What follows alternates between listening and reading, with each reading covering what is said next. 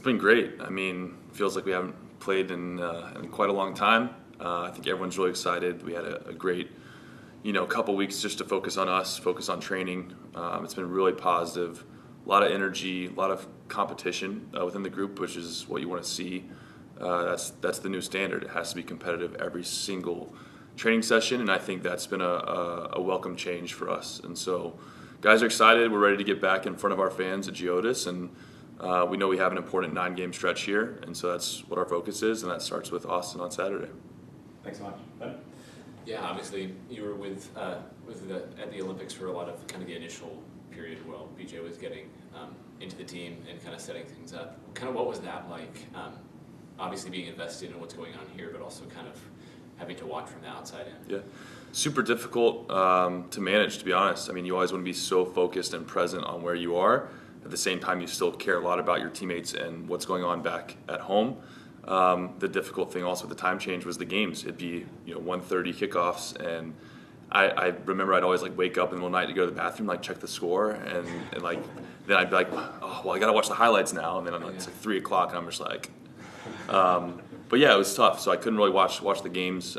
Just had to catch up, and got to talk with guys about how it was going. And even though the results might not have gone our way, especially looking at Leagues Cup performances, I think guys were just starting to sense how things could be different and how we want to play and what BJ is going to bring in terms of style of play and the principles and all those things that. It's just been a good learning experience, I think, for a lot of guys, myself included, being back, just of learning what we're going to look like, what is our identity going to be, and I think that is exciting when you have players who are learning new things and challenging themselves in ways that maybe they haven't ever before. Yeah, and then kind of just looking at the table, it's a little bit of a different position than you guys are maybe normally used to. Obviously, still within reach of making the playoffs again. Kind of. Maybe as captain, what's kind of the mindset that you're trying to preach to the locker room just in the next 9 games? Yeah, I think there's obviously so much to play for still, and we know how fast things can change in this league. All of a sudden we win back-to-back games and we're above the line. And that's, it's got to be taking it one game at a time. I don't think we can look at this as a whole block and just be like, oh, well, if we do this in this game and get a result here on the road or here at home, it's no, we got to go out every single game knowing that it is going to be more intense. There is going to be more pressure because we have, we expect ourselves to be in the playoffs every year. That's never going to change. Now you're right. We find ourselves behind where we want to be at this point in the season, but we still have 9 games left, and there is time to make moves. And our expectation is to fully be in the playoffs. And so that's, I think the message is it's one game at a time, and we'll keep attacking every game as if it's a knockout type game where we're going in with needing points, because that's the reality is when you're chasing, you got to make up those points somehow. So the good news for us is 5 of those 9 games we're playing at teams that are at or below us in the standings, and so there's going to be a lot of movement. We see how fast it can change in this league, so hopefully we're the team that's making the jump. Walker, you already said that it's been challenging the work with BJ. How much can you compare to being challenged by and difficulty for you guys to actually acquire his idea, especially when it comes to the team going forward? Yeah, I think guys have responded really well. I think he's thrown a lot at the group in terms of information, and you talk about style of play and tactics and identity. I mean, there are a lot of things that people are learning about how he wants to play, and that is in the form of almost classroom-like settings where you're in watching video and he's asking you what is the principle that we should be seeing next, and where should this ball be going next, where should the runs be going, and guys are focused as if it was a classroom, and they're trying to answer these questions, and then obviously implementing that on the field in actual training sessions and in some scrimmage work and full 11v11s on the field. It's been a tough few weeks for guys without the games because we have been training very hard, knowing that we have to get our physical side of things. Maintaining that fitness during these 2 to 3 weeks. So it's been challenging from the physical point of view, from the mental point of view, but ultimately it's still refreshing. It's still we feel like we're moving towards something, and I think that's what's giving guys the energy to kind of continue to grow and develop. So it's all been positive. I think now we're really excited to have had over a month now to acclimate a little bit, and now we're just looking to have consistent performances that reflect the things that we've been working on. So in terms of, I mean, you've been under different coaches training and playing even on the national team. You already know the coach from the national team anyways. In terms of what Nashville will look like once on the pitch, is it going to be a lot different, way different? What do you think? Yeah, I think it should be a lot different with the things that we've been working on. I think there's a lot more clarity that's being brought to light in terms of how we're going to attack, how we're going to score goals. And I think fans and spectators should start to recognize some different patterns of play, some movements that can now be branded with like, oh, this is what Nashville SC is trying to do on the field. And so the hope is that becomes more and more evident with, more games that are being played, that you see, oh, when the ball goes here, like, I bet this guy's going to make that run, and these guys are going to fall up here, and the ball's going to be played across, and they're going to have a chance. That's more of what we're looking for, is these consistent movements and patterns that can hopefully break down the opponent, and that's the stuff that we've been working on the training pitch. We'll go to Valera on Zoom. Hey, Walker. Going off of the earlier question, for you as a center back, is this change in identity? Does that change a lot of what you have to do on the pitch, or is it similar for you being a center back and not maybe as involved going forward? I mean, I think it's always different. Whatever system you're playing in, whatever formation you're playing in, style of play, like that does change what you're doing on the field. So I'll give you an example from like a center back's point of view with how we want to defend and get fullbacks pushed up on maybe their winger.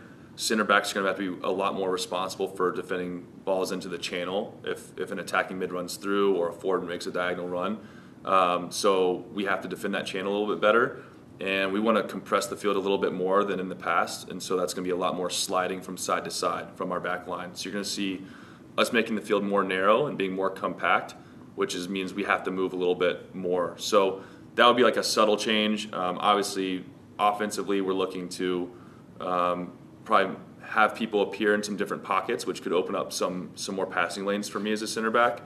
So those are like small examples of why a formation can affect like my role.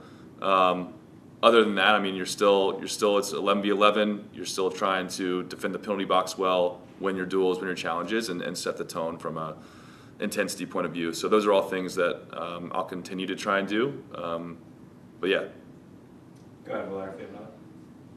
Yeah, and earlier this week, Dax McCarty announced his retirement. Have you spoken to him? I know you spent 4 years, obviously, in Nashville playing with him. He passed on the captaincy to you. So any messages or anything for him? Yeah, we texted a little bit following that video, and I said, I always joked around about him being a number 10 and how he's a great, has a great final pass and needs to shoot more and all those things. And so I sent him a text along the lines of like, I hope that this means you're just retiring from the number 6 position and you're just moving to number 10. I didn't get that clarification from your video. So he responded, and we had some good laughs. And I mean, what an incredible career. It's sad because that's a guy that I grew up watching in the league have so much success, and you see what he's brought to teams on and off the field, and that it's like a sober thought to realize, oh my gosh, like he's retiring, like everyone else is getting older. Like that's pretty sad to see an MLS with no Dax McCarty in it, So I wish him all the best, and I told him he's due for one more banger of a goal, but the stipulation was it couldn't be against us.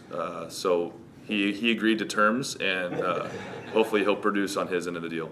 Go ahead, Ben, last question. Yeah, Walker, I know you've kind of been working through some of your coaching badges. I'm curious, do you feel like that maybe kind of a different way of looking at it has helped you at all, kind of adjusting to BJ and kind of understanding what he's asking from you? Do you feel like that different perspective has impacted you? Yeah, I know a couple of guys here have been, trying to get their licenses. So I did my B license course probably, I think 2 years ago, maybe 3 years ago now.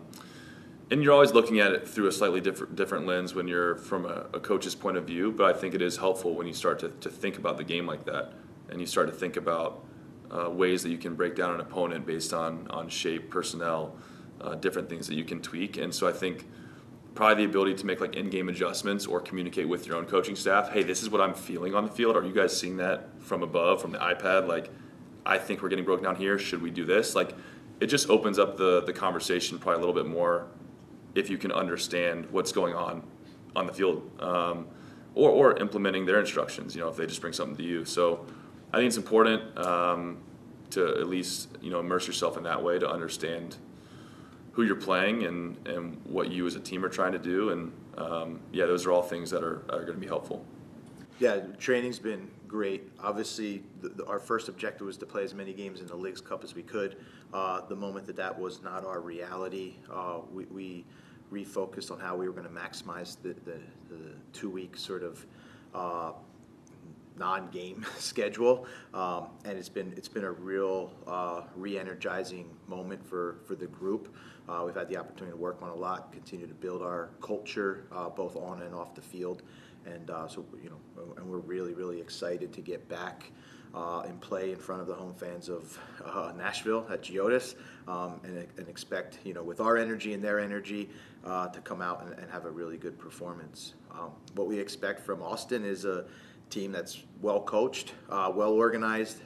You know, when you watch them play, you realize there's no detail that's left in their game plans. A dynamic attacking team for sure that have both individual talent and collective talent. And to be quite honest, they're in a position very similar to us. So we're expecting to get an energized group that's going to make a hard playoff push, and that's our objective as well. Thanks, Coach. We'll go ahead with questions in the room, and then on Zoom. If you have a Zoom question, please raise your hand. Ben? Yeah, BJ, you just kind of mentioned the time off, and I know you've been working to kind of implement some things you'd like to see in the team. Maybe what are some specific things that you've maybe worked on this week that you're hoping to see the guys take a step forward with tomorrow, Saturday? Yeah, I think what we really spent for the large period of time was focusing on ourselves. It was an opportunity that we didn't have to prepare for an opponent, and we could really think about the way we want to play and getting that cohesiveness. I would say we focused on all phases of play. You know, again, trying to create a connection with our build-up and linking it to opportunities to score goals, and then really getting defined on how we want to defend and how we want to press. So I mean, in general, we went into detail on a lot of the phases, but it's about with the ball, how can we create better goal-scoring chances, and without the ball, how can we be a really difficult team to play against? And I think, you know, we were able to spend that time focusing on that and really working together so that we're as gelled as we can when we go play on Saturday. Go ahead. Yeah, and then kind of just heading into this 9-game kind of stretch run. Obviously, winning games is important. Making the playoffs is a goal. Do you have kind of some specific targets that you're looking to hit in these next 9 games that you can share?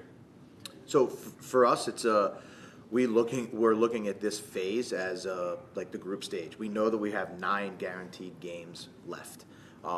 And we're going to have to earn ourselves into the knockout. The way that we're going to earn it is about having consistent performances. So we want to lay out game plans.